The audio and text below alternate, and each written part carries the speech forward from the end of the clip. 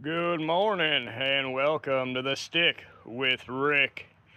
Thank you for this week's sponsor, the Sugar Shack, where you know life is too short for boring desserts. And I saw this week she's got some new desserts for you guys to check out. Make sure you go to the website, put you in an order. Now this week we're on a special kind of episode. You know, the area I'm in here, a couple people have gone missing over the last few years. The most recent one is a guy named Welch. He came out here with his uncle couple months back now, I guess. His uncle didn't know which way he went. After about a half hour, the kid disappeared, never to be found again. So today we're going to walk around. We're going to take some looks around the trails, see an area where the kid was a wanderer. He liked to go off trail, I guess, from what I've read. So we're going to look for some signs of things that might be interesting to me. We're going to look around, see maybe there might be tracks in that area, because I'm a wanderer myself, so I want to put some fresh eyes on an area people may not have seen or may not have looked at. See if we can find some clues out here today. Now, one of the first things that catches my eye out here is how many little trails they have. Not real trails, but paths through the dirt. They come right off the main lot here. So there could have been many directions somebody would go. But we're going to take this main concrete path they have here. We're going to walk it for a little bit and see some tracks going off the trail. We might see some brush that's been crushed. I hope you guys are having a good week. I hope your families are all doing well. You know, yesterday was the 4th. It's always good to celebrate our independence, what we have left of it. So I hope you guys all acted responsibly and enjoyed yourselves. Now see, there's another little trail. And the good thing about this trail here is you got plenty of dirt and rock. So you can see here, not a lot of footprints, not a lot of tracks that go off that way. Even though it is a trail, you can tell nobody's really used it here lately, at least in the last few months.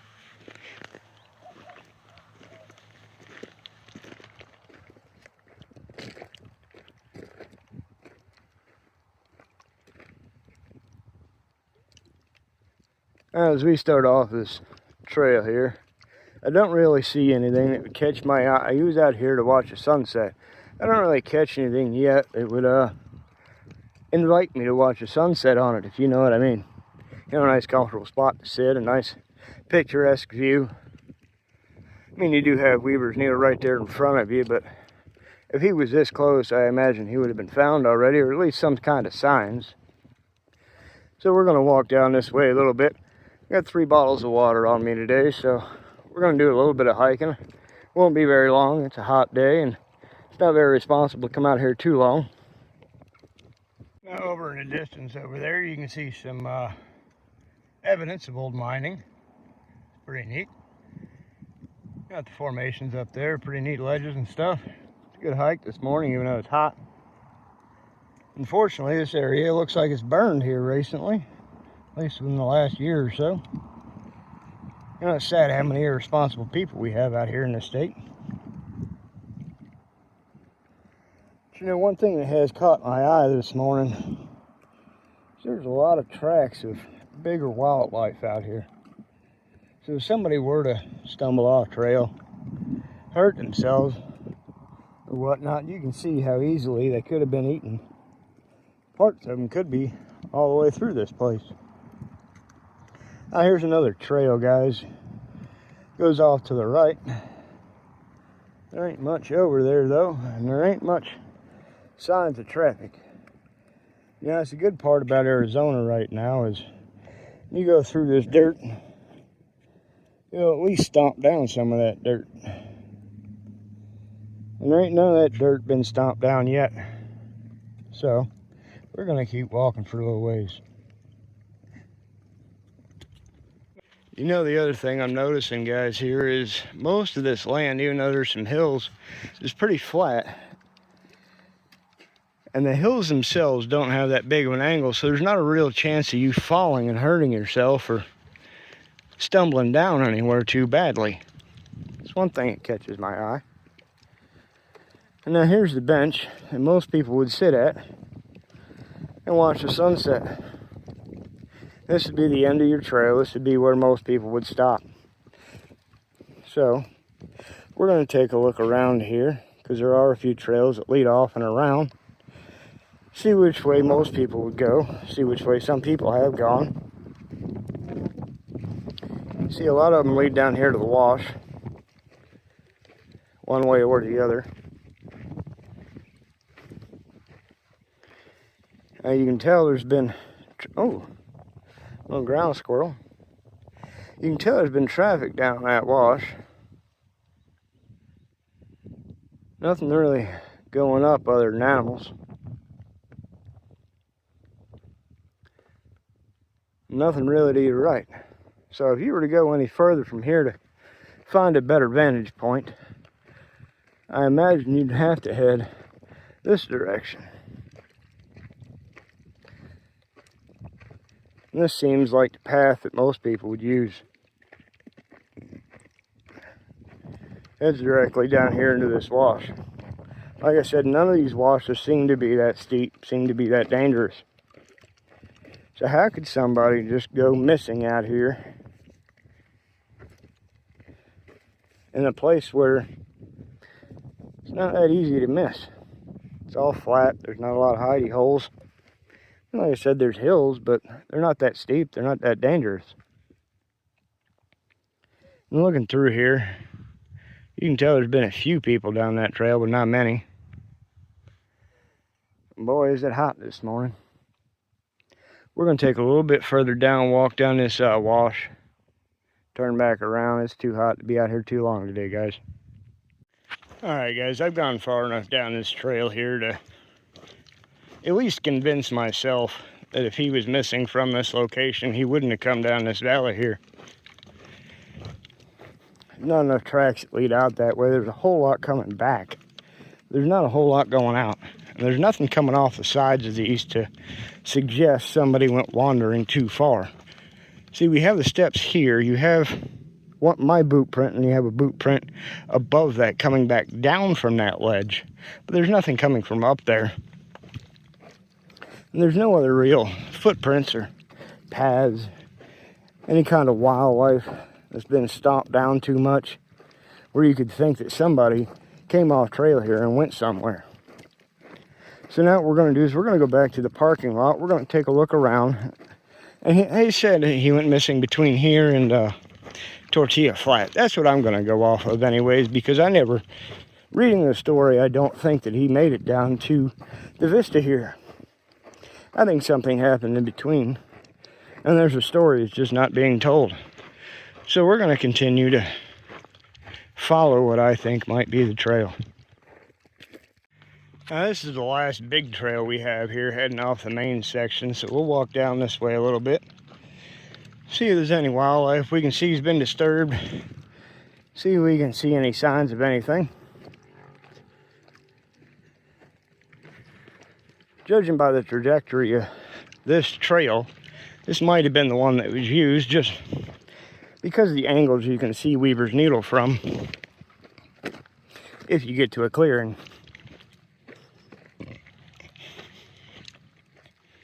As you can see, some people have used this path here recently.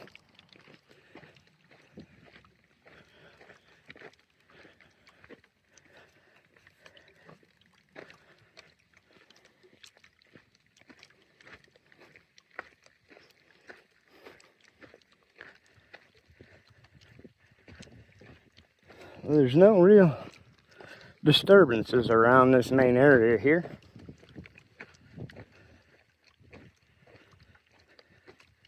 So we'll keep going back. Looks like it comes up over this hill and makes a left. So we'll see what it looks like up here on top of this hill, and then we'll probably just turn around again, guys. Alright, from this higher vantage point more to the left, you can definitely tell Weaver's Needle more distinctly. It does give a better view. Got the mountains there in the background and everything to look at. Now this trail goes up over that hill and towards the Needle. I imagine you'd have some great views going that way. See how far we get today though, guys, because like I said, it's pretty hot. And you know, I've read some stories here lately about people coming out here and having to get rescued and stuff, and I just don't think that's responsible. So I'm only going to go as far as I think I can to make sure that I have enough water and supplies to get back. Because you know that is a responsible thing to do when you're out here at all. Now from up here, that's something that caught my eye. That rock cairn there doesn't look to be very old. You wonder why it's there. Draws some questions. There's nothing really leading to it, nothing leading from it other than down back to the gully. Now guys, as I continue on this journey, I hope you've been following this journey of bettering yourselves, bettering myself, and taking my challenges each week to heart. Trying to better yourself in your relationships with the world around you.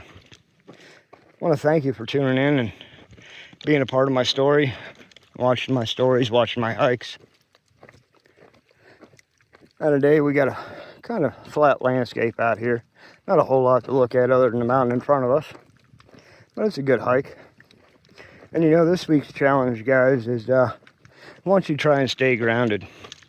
So every morning when you wake up, I need you to just take a minute and pause. Don't do anything other than to take a deep breath and to just say thank you. And pause a minute. And then say thank you again and resume your day. Just those two words in those 2 minutes can change your entire life. So take those 2 seconds and take those 2 words to try and change your life this week, to try and change the way that you look at things, the way that you feel about things. Just be thankful and grateful.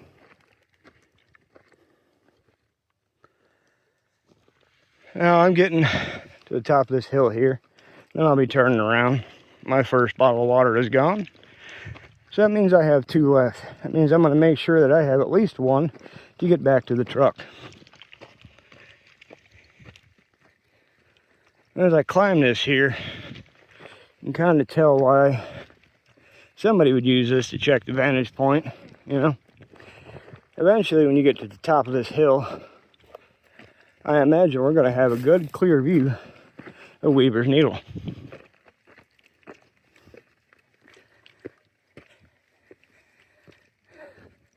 Well, not really.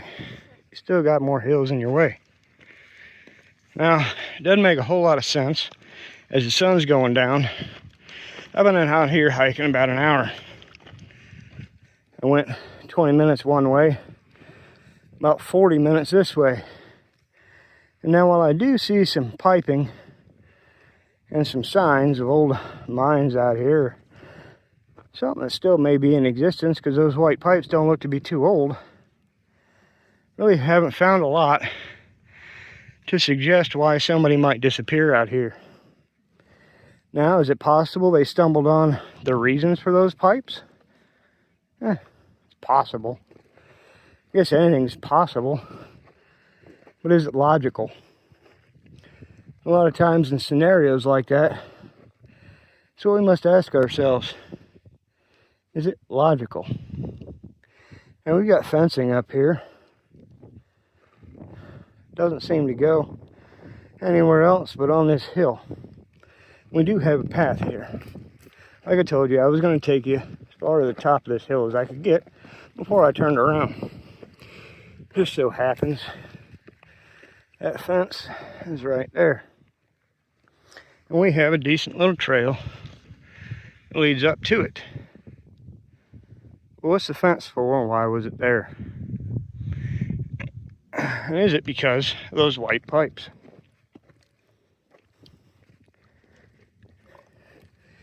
You see, that's what would have caught my eye, is the fence. If I was out here just wandering, like I am now, kind of, I'd have seen that fence and thought, what's up there? I know I can get a decent vantage point from on top of this hill. So what's up here by this fence?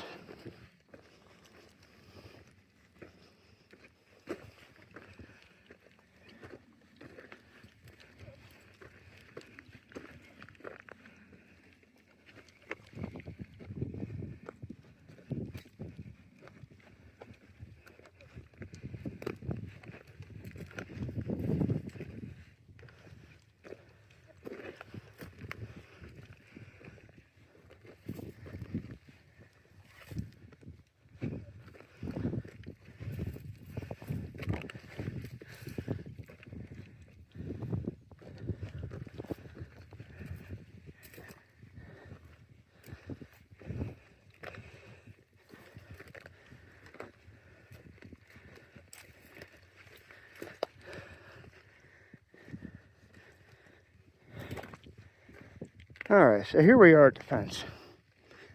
What's on the other side of it? Can't really see anything. Not a whole lot of evidence of people crossing right here. There are some footsteps that go this way though.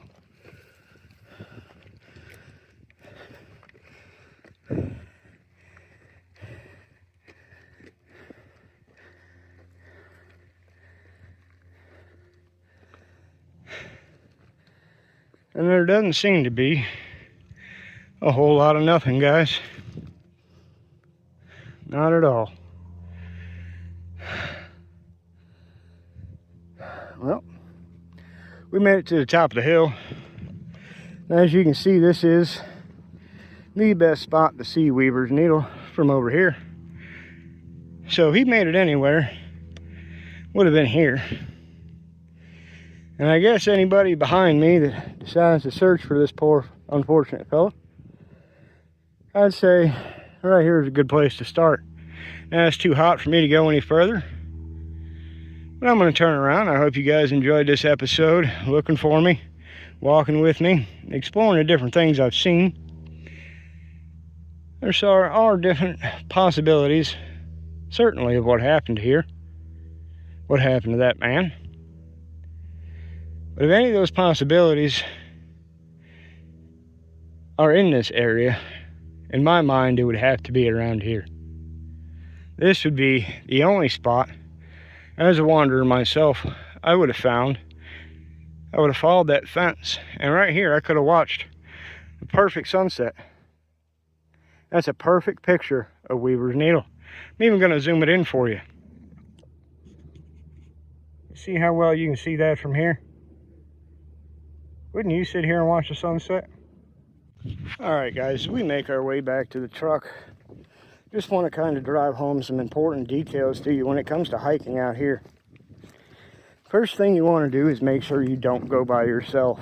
Make sure you have somebody with you in case something happens. They can call 911, they can get back to the main road and get some assistance. They can pick you up if you fall. They can help you ward off an attacker. You know, there's many different things that can happen to you out here in this wilderness that, unfortunately, isn't very good for you. So if you make sure you have yourself a battle buddy, you come out here with somebody that you trust, just helps your chances of getting back home more safely. Now, when you're out here, the best thing to do is to stay on the trails. Follow the trails, follow where people go. Make sure you don't get yourselves hurt, because not everybody is trained enough, conditioned enough to do the kinds of hikings that I do or other people do, where we may not stay on the main trail. We may go explore things that we see. But you know, none of what we see, none of what we show you is worth risking your lives over. Allow us to do this, to come out here and show you what it is you want to see. Like that structure over there. I'm definitely going to have to come back out here. That's an old Hokoham structure we're looking at over there, guys. That's amazing. I'm going to zoom in. Hopefully you can see it with me. I don't know how good my camera is right now, but wow. From here, that's amazing. I cannot wait to show you guys those dwellings over there. It's too hot for me to make that journey today. But now that I know where it is, we're going to get out here early next week. We're going to come back out here. We're going to look over there and we're going to look for a couple more signs. Now that I saw that, that's very intriguing, guys. That's an amazing find. Thank you for being with me this morning. See, when you take your time to just look around, that's the other thing. Take a second. Everywhere you're at, to just look around. Enjoy the nature. Look at the nature. Study the nature. That way you're not talking with your friend. You're not off in la-la land and slip, come down the side, fall off a mountain, hurt yourself. It's not what you want to do. You want to make sure you're always in tune with yourself out here. If you start feeling too hot, take a break. Make sure you got plenty of water. You start getting winded, take a break. Sit down, find you some shade. Don't endanger your lives just to come out here and put other people's lives in danger. Remember that when somebody has to come rescue you, somebody has to come look for you, that means they're putting their lives in the same danger you put yourself in. Now, they're more trained than you are, so they should be able to withstand it, but it's still the same amount of danger. Especially when people are bringing packs of equipment, stretchers, water. It all gets heavy. And the heat, it's even heavier. And then trying to carry you or your kids or your wife or whoever you may be with back, you can see how tiring, how dangerous that might be for those crews just to come out and get you because you decided you weren't going to prepare yourself for the journey you wanted to undertake. You didn't know your limitations. So always be in tune with your body, guys.